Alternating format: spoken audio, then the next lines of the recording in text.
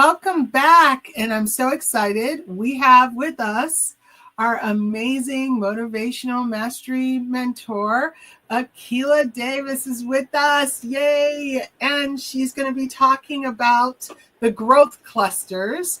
That's the next cluster in the series. So I'm really excited. Welcome, Akila. It's so wonderful to see you.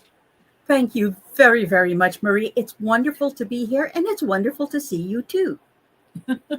So I'm excited. You're going to teach us a little bit about the growth clusters today. We did the relationship clusters last week. So this week we're going for growth. Yes, we are. And one of the reasons I'm going for it's because it is very, very different from the growth cluster. And to go to both ends of the spectrum, because of course we have three. We have the relationship, the achievement, and the growth. And again, I'm going to say there's no good or bad motivation lever, and there's no good or bad cluster. It's just a combination of who we are that counts. But if what we call the growth clusters is usually denoted as blue. So if you're a true blue, and by what I mean when I say true blue, it's all of your top three are blue. So it would be creator, spirit, and searcher. That's And me. some people have all of that.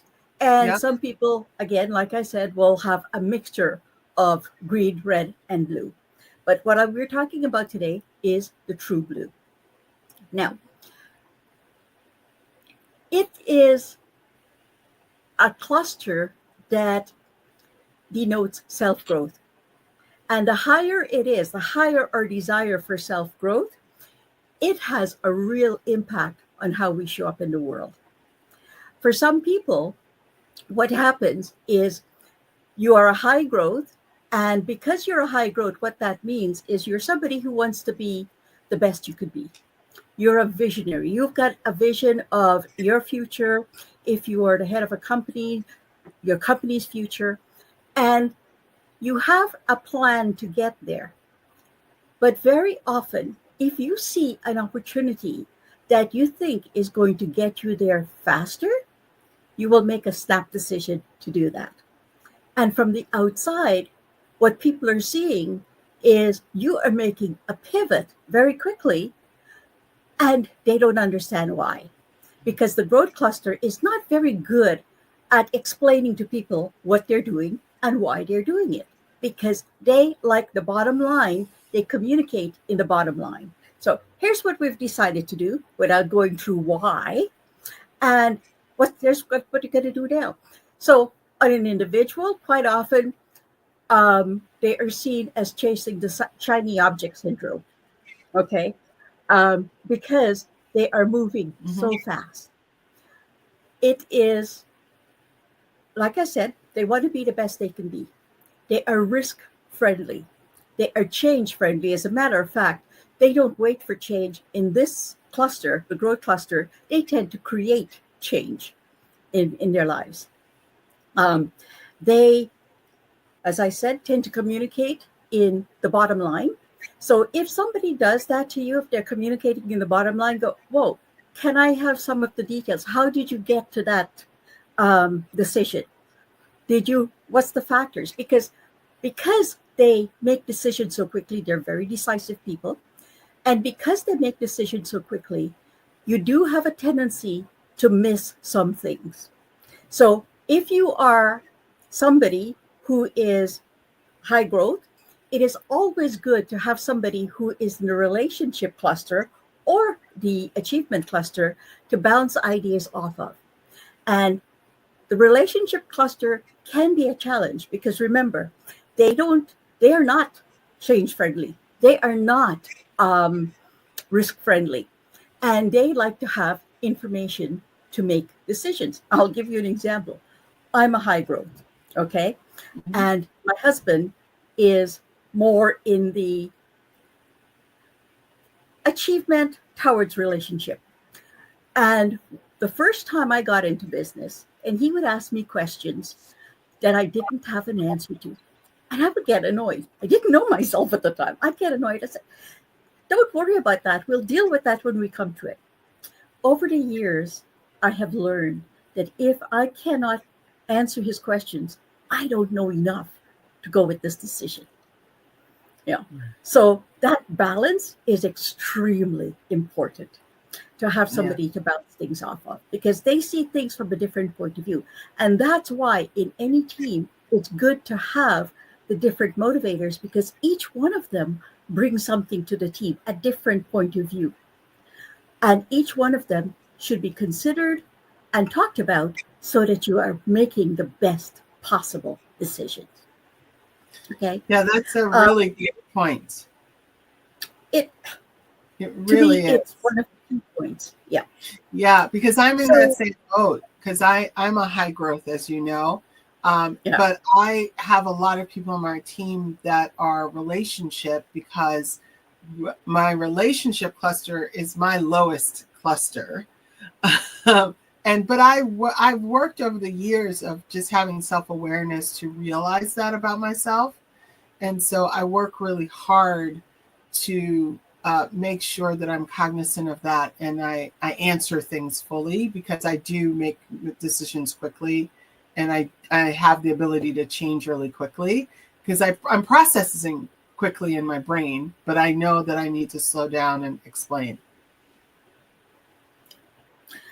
And you know, the growth cluster is the most resilient cluster, because when they make a mistake, they don't ruminate over it like the relationship cluster would do.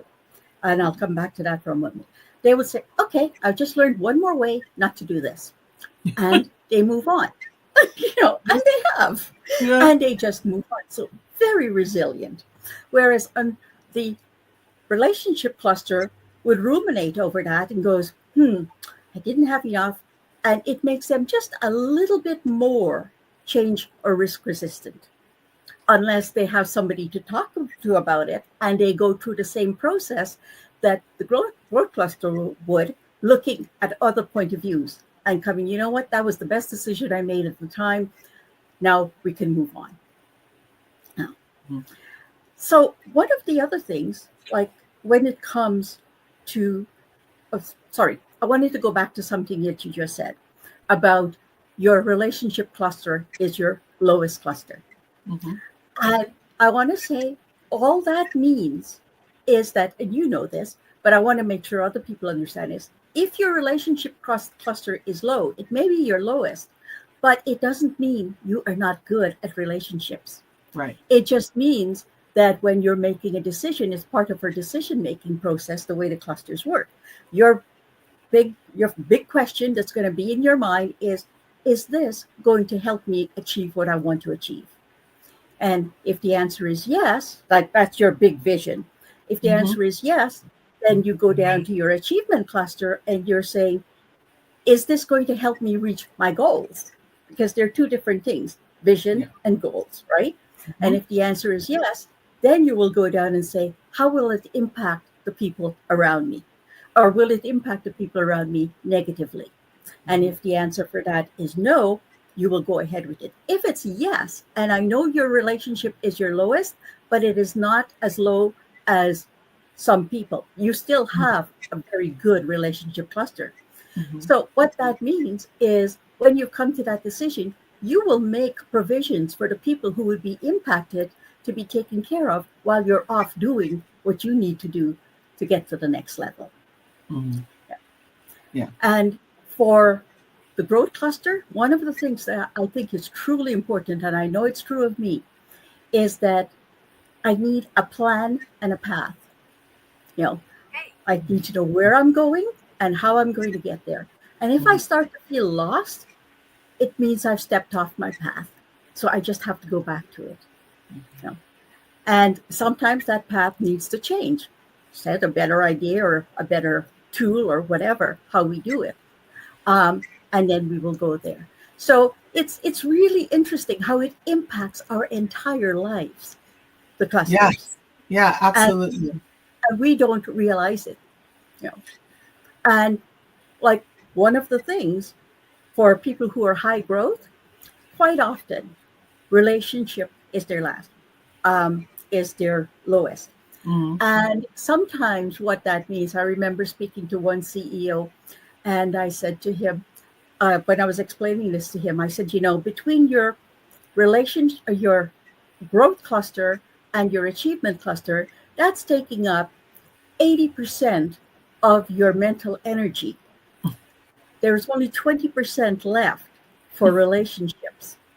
And he goes, oh, so that's why I've been divorced twice. Oh. Talk about a hit of self-awareness there. Yes. So the idea is once you're aware of that and your family is important, remember, these behaviors are unconscious. Once you become conscious of it, you can say to yourself, my wife, my family, my whoever it is that's important to you, I want to make time for them. And that's when you have to do things like schedule sacred time with those people so you can keep those relationships strong. And when you do that for the people in your life, if something comes up that you can't make something that you promised, they understand because you've done it. You've kept your promise as absolutely must as you can. So it becomes a give and take.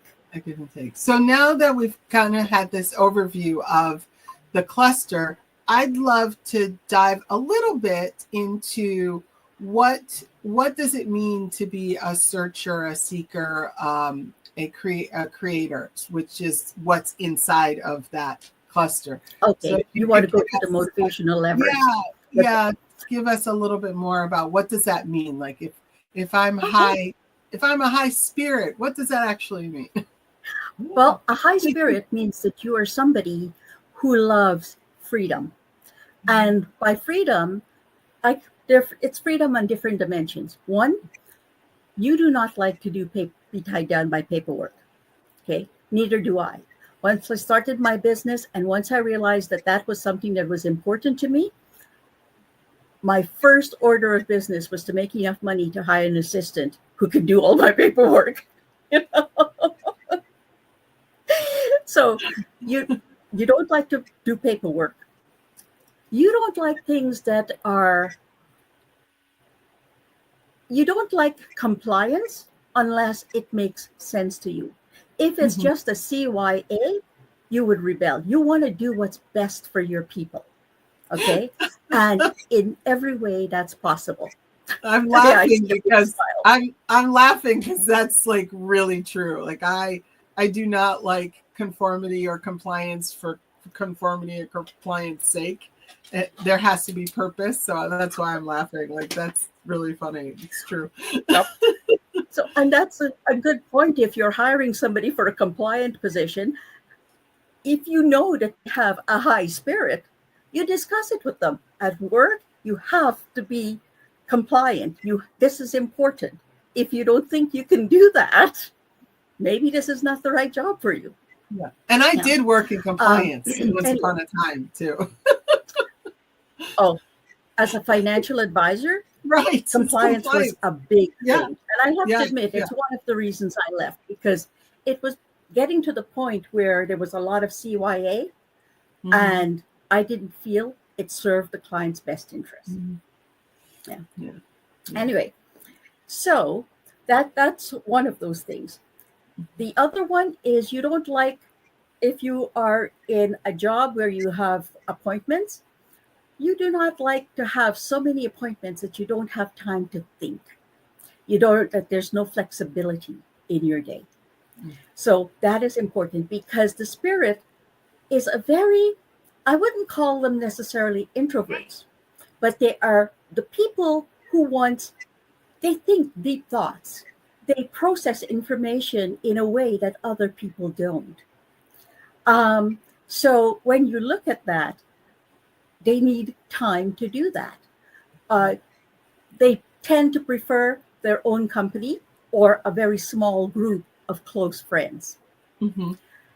It's why people in a friend in the relationship cluster, there is some potential tension there. because they love being with people. They're friendly. As a matter of fact, a very high spirit with a low friend, a very low friend, tends to be seen as somebody who is standoffish. And usually in social situations, you will find them talking about work. It's what they're most comfortable with. Mm-hmm. Yeah. Okay. The other thing they don't like is to not have the freedom to do what they want to do because they can't afford it. So they don't like to be tightly strapped down by money. So as you can see, they don't like anything that ties them down. Down. And there's the roots of this. You know? Yeah. There's different things of this. Yeah. We have somebody on LinkedIn, because I can't see who it is in the comments. They said that their biggest cluster, that's their biggest cluster. And they said, I can be very rigid about rules and compliance if they make sense and exist for a good reason. Otherwise, That is exactly it. I've said if it makes sense a couple of times. Yeah, and they did that in caps, so that was Yeah. like a shout out. Like it has to make sense. That's funny. Yeah. Yep. And another thing about the spirit cluster, and this is why 99% of successful entrepreneurs fall into this cluster, is they believe in what they're doing or they won't do it. And if they believe in what they're doing, then no amount of logical arguments from others will change their mind until they don't believe anymore. Something has to happen to make them not believe in it before they will abandon their ideas. So it's a very strong sense of belief that guides that particular segment. Exactly. Okay. Yeah. So that is part of the spirit. The spirit. Then there's the creator. Yeah, that was my next question. The creator is all about new, cutting edge. They like to be at the forefront of what's happening.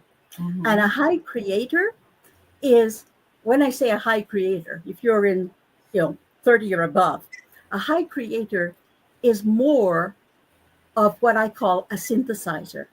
Because what they do is they will take ideas. They're reading the newspaper and then the next day they're watching a movie, and something about those two come together in their mind, and they can come up with a totally new idea, way of thinking about something. It is absolutely amazing.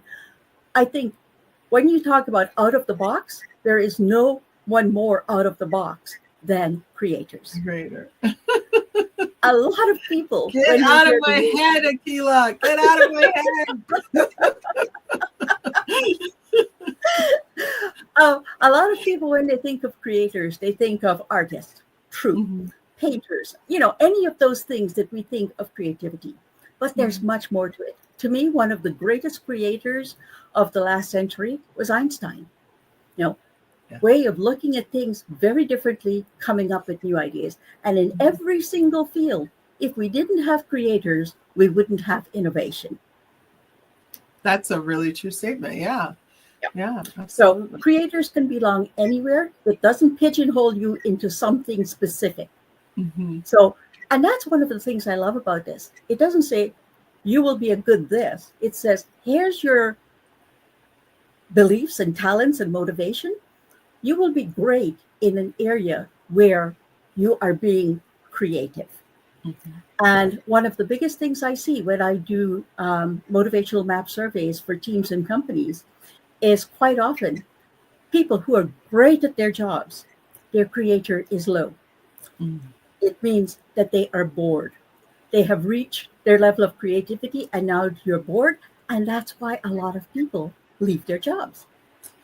So that's interesting, because that boredom really, it sounds like it's really speaking to a lack of their ability to use their creativity. Yeah.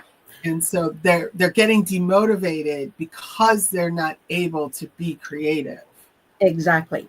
Yeah. And that's one of the reasons I seriously suggest that companies, when they redo these surveys, they look at that and they go, oh, if this is something, what would you like to do next? What area would you like to learn about in the company? And you can cross-train people, retain the knowledge in the company, and some of your best people. Yeah. But if you don't know that people are bored, how are you going to help them? Yeah. Or if you don't know that people are feeling so tied down by working in the office 9 to 5, even when they don't feel like it, how are they going to be putting forward their best work and being very, very productive? Wow. Yeah, that's a really good point. And so the next one then is the searcher. Searcher. Yeah. Yes. The searcher is somebody who wants to do meaningful work. And the meaningful work is what is meaningful to them. Some people, they want to save the world. Some people, they want to explore space. Some people, I always think of that story about JFK touring NASA and spoke to a janitor and said, "What do you do here?"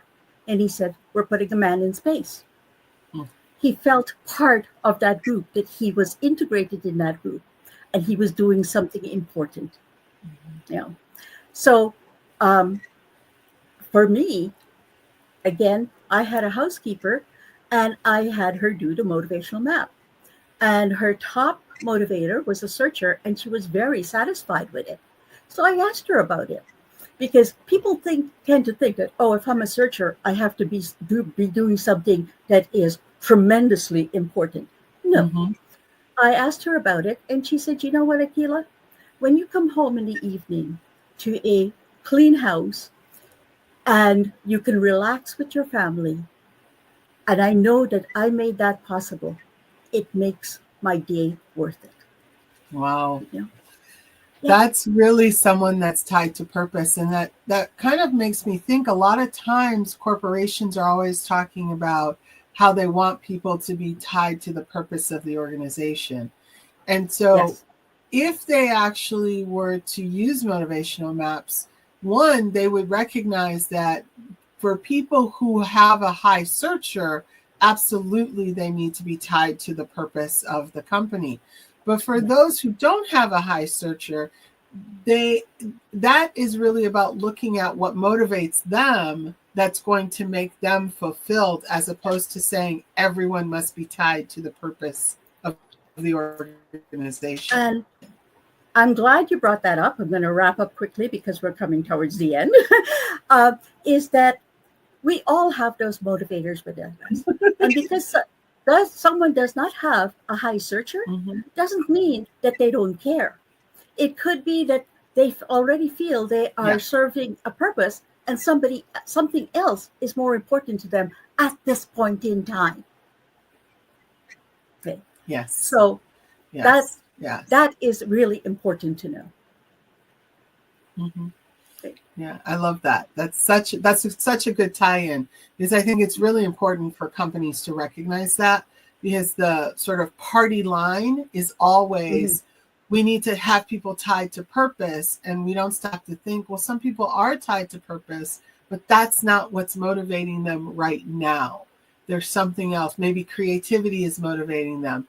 Maybe their spirit is motivating them. Like Dominique was the one who talked about that this is her cluster. Like that, maybe that's what's motivating them, as opposed to just saying that the searcher is what should be motivating them.